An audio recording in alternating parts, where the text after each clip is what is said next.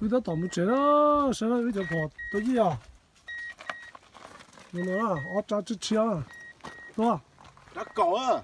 chắc cỡ à Bé chả. cha ở trên loại này đó Rock Island á. ở chích đó Tôi lúc phía đó là sẽ tụt vào chờ á. nó khác đó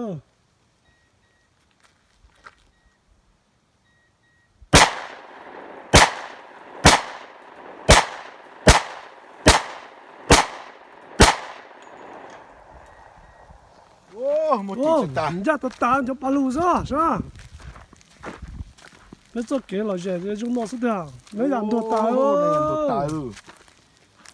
chỉ đó đi đó lấy làm đồ tao chứ bây giờ tao lót quả thì tiêu chúng nó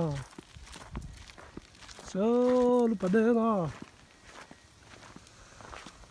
số xong thì bây giờ thay đổi nó sẽ được xin chỉ đó là cái sao cái tiêu bây mình chơi ta xin nó